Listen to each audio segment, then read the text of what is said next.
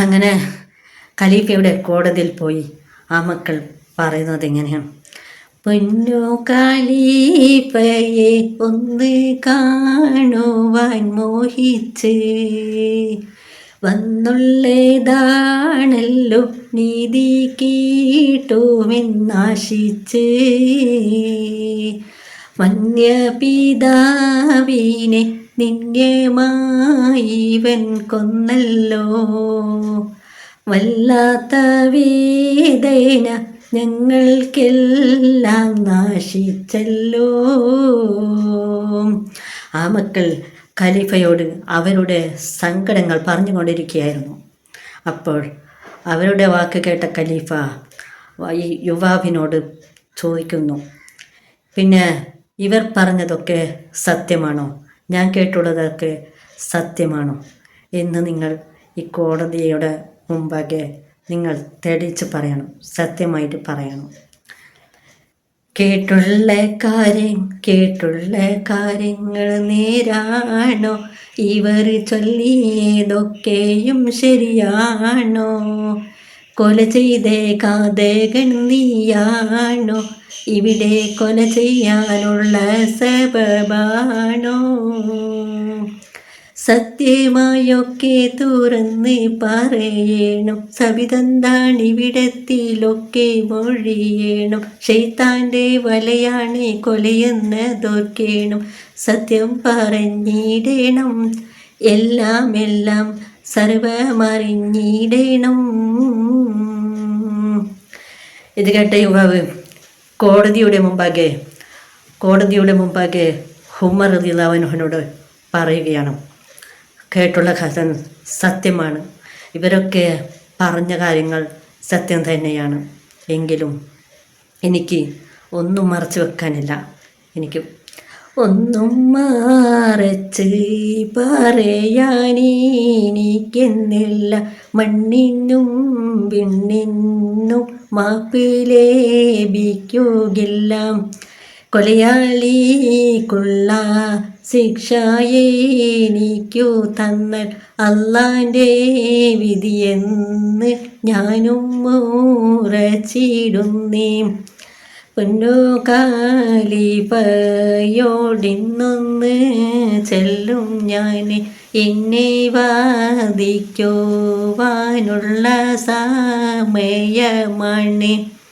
കൊലയാളിക്കുള്ള ശിക്ഷ എനിക്കു തന്നാൽ അള്ളാൻ്റെ വിധിയെന്ന് ഞാനും ഉറച്ചിടുന്നേ.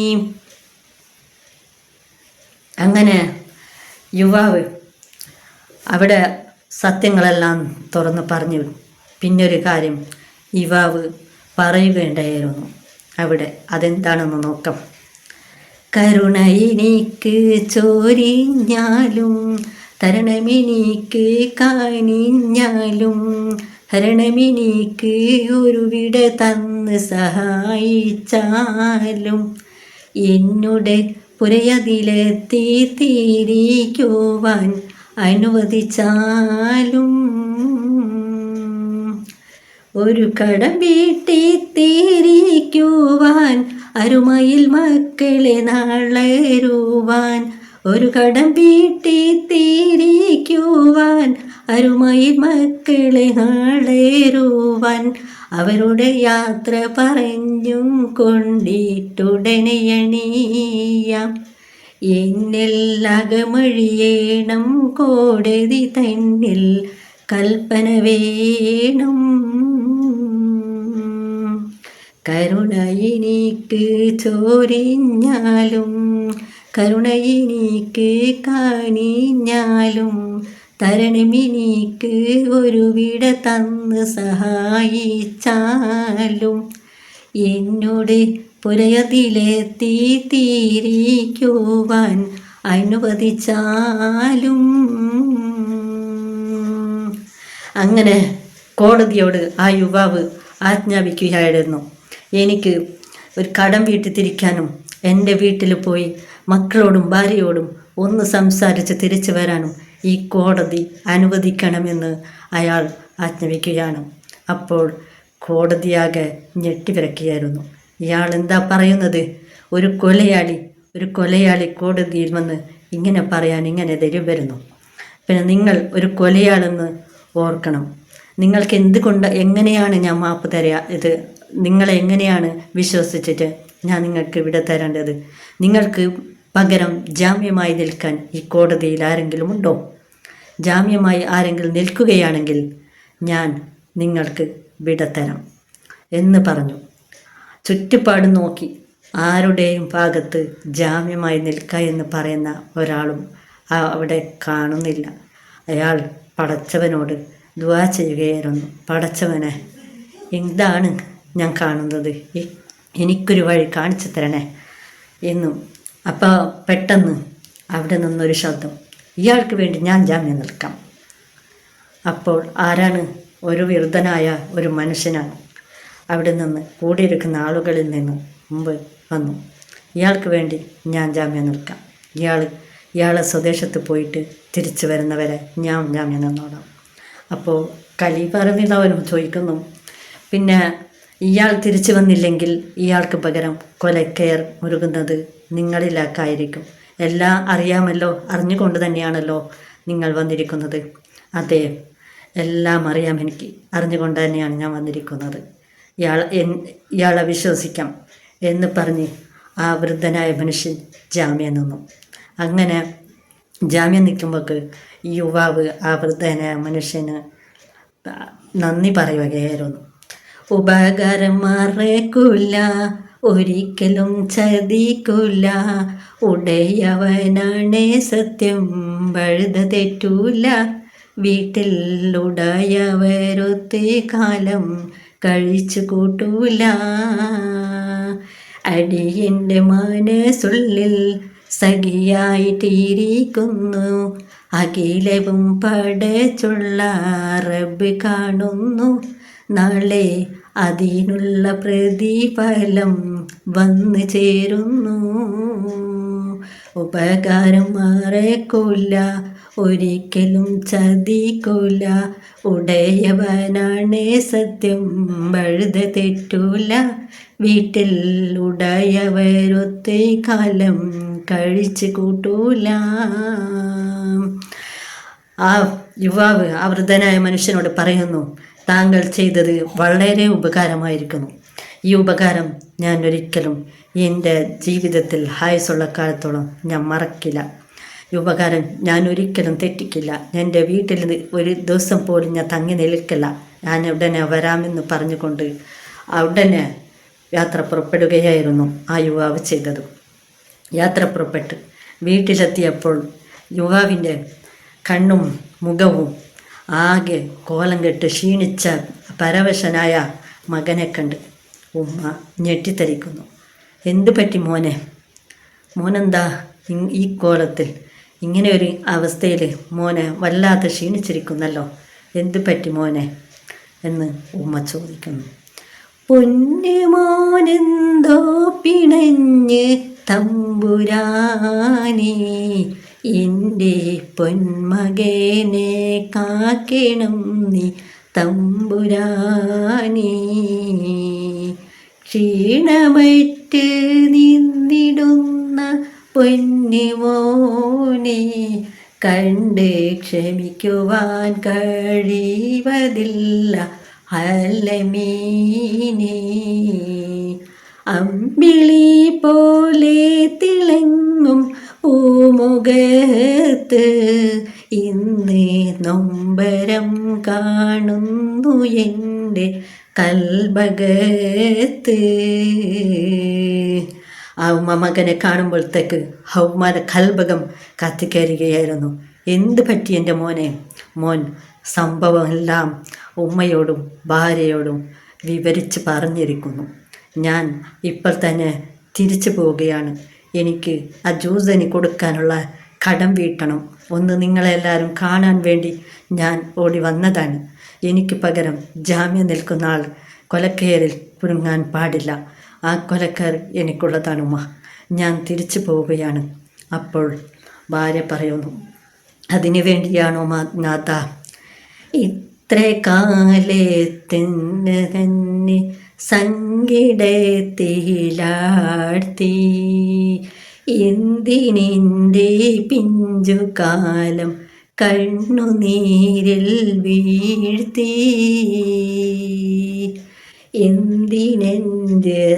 എന്തിനിത്രേ കാലത്തെന്നെ സങ്കടത്തിലാഴ്ത്തി. എന്തിനെൻ്റെ പിഞ്ചുകാലം കണ്ണുനീരിൽ വീഴ്ത്തി. പട്ടുതാമരമുട്ട് പോലത്തെ കുട്ടിപ്രായമല്ലേ കെട്ടിയെന്നെ കൊണ്ടുവന്ന പ്രിയനാഥനല്ലേ. കയ്യിൽ തേച്ച മൈലാഞ്ചി ചായം മാഞ്ഞിട്ടില്ല. മെയ്യിൽ പൂശിയ അത്തറിൻ്റെ ഗന്ധം തീർന്നിട്ടില്ല. മണിയറയിൽ മാറിനൊപ്പം ആശ തീർന്നിട്ടില്ല. മണിവിളക്കിൻ വെട്ടം കണ്ട് പൂതി തീർന്നിട്ടില്ല. എന്തിനെൻ്റെ നാഥ, എന്തിനിത്ര പിഞ്ചുകാലങ്ങളെ കണ്ണീരിൽ വീഴ്ത്തി? നമ്മും എൻ്റെ ഈ പെഞ്ചു മക്കളും എന്തിനാണ് ഇങ്ങനെ സങ്കടത്തിൽ ആഴ്ത്തുന്നത് എന്ന് പറഞ്ഞ് കാലിൽ വീണ് പൊട്ടിക്കരഞ്ഞ ഭാര്യയെയും പിഞ്ചു മക്കളെയും പുറങ്കാല കൊണ്ട് തള്ളി മാറ്റിയിട്ട് എനിക്ക് പോകണം എന്ന് പറഞ്ഞ് പോകുകയായിരുന്നു. മക്കൾ വാപ്പ എന്ന് വിളിച്ച് പുറകെ നടക്കാൻ പോകുമ്പോൾ ആ മക്കളെ കെട്ടിപ്പിടിച്ചു കൊണ്ട് പറയുകയായിരുന്നു ഉമ്മ, വാപ്പാനെ ദുനിയാവിൽ കാണൂല മോനെ, ഉപ്പാക്കിനി മൊത്തം നൽകൂല മോനെ. നട്ടം തിരിയുന്ന ദുനിയാവിതാണേ, നഷ്ടം വരുത്തി നാം വെക്കുന്നു മോനെ. അങ്ങനെ ആ യുവാവ് അവിടെ എത്തിയില്ല. മരുഭൂമിയിലും അയാൾ ഏറെ നേരം വഴിയറിയാതെ ദിശ തെറ്റി അയാൾ കറങ്ങി നടക്കുകയായിരുന്നു. ഒടുവിൽ അതാ ദിശ തെറ്റിയായ അദ്ദേഹം ഒടുവിൽ എങ്ങനെയോ ആ കോടതി മുറ്റത്തേക്കെത്തി. അപ്പോൾ ഇവിടെ നിന്നും കോടതിയിൽ ചർച്ച കഴിയുകയായിരുന്നു. ആ യുവാവ് വരേണ്ട സമയം കഴിഞ്ഞിരിക്കുന്നു. ആ യുവാവ് ഇനി മടങ്ങി വരൂ എന്ന് ആർക്കും തീർച്ചയില്ല. അങ്ങനെ ആ യുവാവിന് പകരം വൃദ്ധനായ മനുഷ്യൻ, ജാമ്യത്തിൽ നിന്ന മനുഷ്യനെ തൂക്കിലേറ്റാൻ ഒരുങ്ങുകയായിരുന്നു. ആ ജാമ്യത്തിലിറങ്ങിയ മനുഷ്യൻ തൂക്കിലേറാൻ വേണ്ടി അള്ളാഹുവിനോട് ദുആ ചെയ്യുകയായിരുന്നു. ദുആ ചെയ്ത് കൊലക്കയർ മുറുക്കിക്കൊണ്ടിരിക്കുന്ന സമയത്ത് പൊടിപ്പടലവും പിന്നെ പാഞ്ഞു വരുന്ന ഒട്ടകത്തിൻ്റെ പൊടിപ്പടലങ്ങൾ കണ്ട് ഒന്നും മനസ്സിലാകുന്ന അങ്ങനെ ആരോ കോടതിയിൽ നിന്ന് വിളിച്ചു പറയുന്നുണ്ട്, ഒന്ന് നിർത്തണേന്ന്. അങ്ങനെ എല്ലാവരും നിശബ്ദരായി അവിടെ നിന്ന് അതാ യുവാവ് വരുന്നുണ്ട്. യുവാവ് വന്നയുടനെ അറിയാതെ അടിയനിൽ പിഴവെങ്ങന്നണഞ്ഞ് പോയി, അപരാധ മിന്നിൽ വന്നതാണേ എൻ്റെ അബദ്ധങ്ങൾ പോറുതെന്നിലാവി വേഗം ക്ഷമിക്കുവാൻ അവിടെ ദയ തരുവാനേ.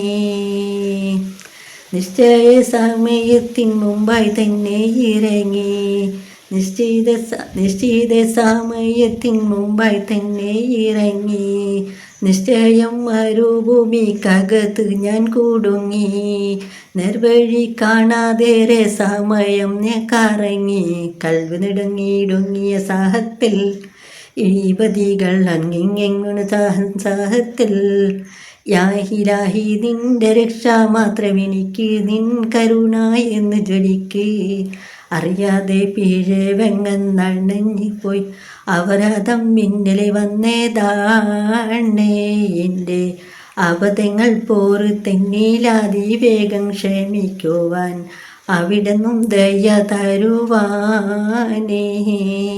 എന്നോട് ക്ഷമിക്കണേ, ഞാൻ നിശ്ചയ സമയത്തിന് മുമ്പായി തന്നെ വീട്ടിൽ നിന്ന് ഇറങ്ങിയതായിരുന്നു. എൻ്റെ ഒട്ടകം മരുഭൂമിക്കകത്ത് കുടുങ്ങി.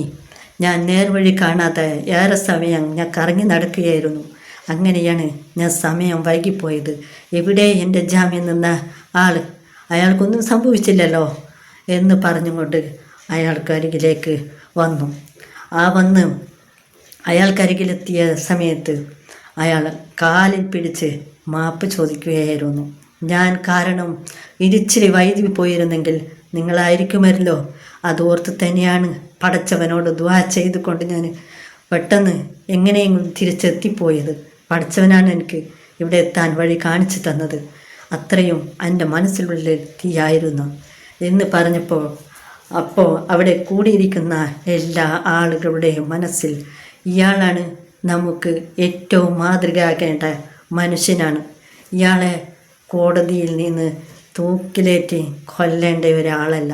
അങ്ങനെയാണ് ഈ 2 മക്കൾ, കോടതി മുമ്പാകെ കേസ് ഫയൽ ചെയ്ത 2 മക്കൾ, അവർക്ക് തോന്നിയ ഒരു ബുദ്ധിയായിരുന്നു, ഇയാളെ എന്തിനാണ് നമ്മൾ കോടതിയിൽ കൊലക്കുറ്റത്തിന് ഏൽപ്പിക്കുന്നത്? ഇയാൾ നമുക്ക് ഇനിയും മാതൃകയാകേണ്ട അവളാവണ്. ഇയാളെ തൂക്കിലേറ്റാൻ വേണ്ടി കൊണ്ടുപോകുന്ന സമയത്ത് ഈ 2 മക്കൾ ഒന്ന് നിർത്തണേ എന്ന് പറയുന്നുണ്ട്. അപ്പോൾ ഖലീഫ ഉമർ റളിയല്ലാഹു അൻഹു അവിടെ നിർത്തിയത് പറഞ്ഞു, ഇയാളെ ഞങ്ങളെ വാപ്പാനെ നിഷ്ഠുരമായി കൊന്നെന്ന് പറഞ്ഞ് പരാതി തന്നതും ഞങ്ങൾ തന്നെയാണ്. ഇയാളെ ഒരുപാട് മാതൃകകൾ ഇയാളെ കാട്ട് നമ്മൾ പഠിക്കേണ്ടതുണ്ട്. അതുകൊണ്ട് ഇയാളെ തൂക്കിലേറ്റരുത്. ഇയാൾ പേരിൽ ഞങ്ങൾ തന്ന പരാതികൾ പിൻവലിച്ചിരിക്കുന്നു. അതിനാൽ ഇയാളുടെ സ്വദേശത്തേക്ക് തിരിച്ചു വിടുക. ഇയാൾ എന്നും ഈ യുവാവ് എല്ലാവർക്കും ഒരു മാതൃകയായി ജീവിക്കട്ടെ. അങ്ങനെ പറഞ്ഞുകൊണ്ട് ഖലീഫ ആ യുവാവിനെ വിട്ടയച്ചു. അവർ സന്തോഷത്തോടെ സ്വദേശത്തേക്ക് തിരിച്ചു പോയിരിക്കുന്നു. അങ്ങനെ ഈ മുസാഫിറിൻ്റെ ഒട്ടകമെന്ന കഥാപ്രസംഗം ഇവിടെ അവസാനിച്ചിരിക്കുന്നു. എല്ലാവർക്കും കഥ ഇഷ്ടമായി